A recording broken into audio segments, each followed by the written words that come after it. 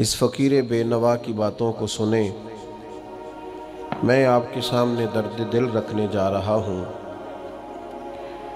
میں کچھ ایسی گزارشات کرنا چاہتا ہوں جو صرف اپنوں سے کی جا سکتی۔ میں جس طرح کا سفر اپنے احباب کے ساتھ کرنا چاہتا ہوں اس کے تعلق سے کچھ اہم باتیں بڑا سوچ کر، بڑا سمجھ کر۔ اس طرح کبھی زمانہ ہوتا تھا نا خط لکھنے کا،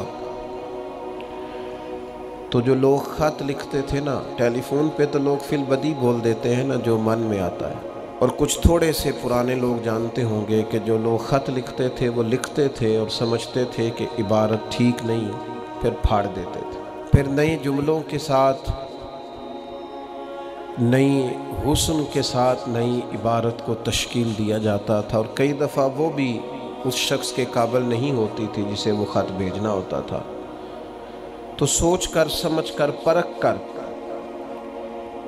کئی صفحات کو ضائع کر کے ایک مضمون تیار کیا جاتا تھا، اور وہ محبت نامہ اپنے بزرگوں کو، دوستوں کو، بھائیوں کو، عزیزوں کو روانہ کیا جاتا تھا۔ میں بھی آج ایک محبت نامہ آپ کی خدمت میں پیش کرنے جا رہا ہوں۔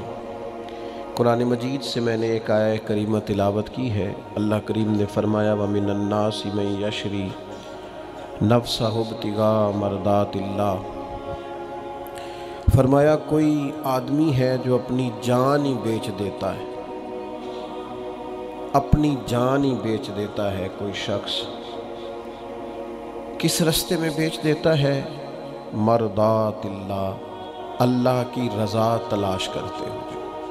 اس رستے میں اس نے اپنی ساری زندگی بیچ ڈالی، لیکن اس کا مقصود یہ تھا کہ مجھے میرا رب مل جائے، میرے رب کی رضا مل جائے، اللہ اور اس کے رسول کی محبت کا حصول میرے لیے آسان ہو جائے۔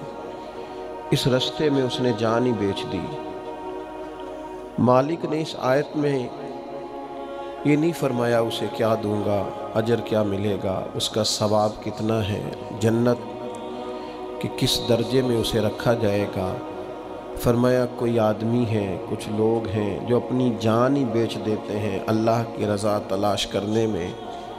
تو نتیجہ ایک جملہ صرف بیان کیا، فرمایا واللہ رؤوف بالعباد، اللہ بھی پھر اپنے بندوں پر بڑا ہی مہربان۔ اس جملے نے بات کو اتنا کھول دیا ہے، اتنا واضح کر دیا ہے۔ فرمایا اگر تم نے میری خاطر جان تک داؤ پہ لگا دی ہے تو میں تو پہلے ہی بڑا مہربان ہوں۔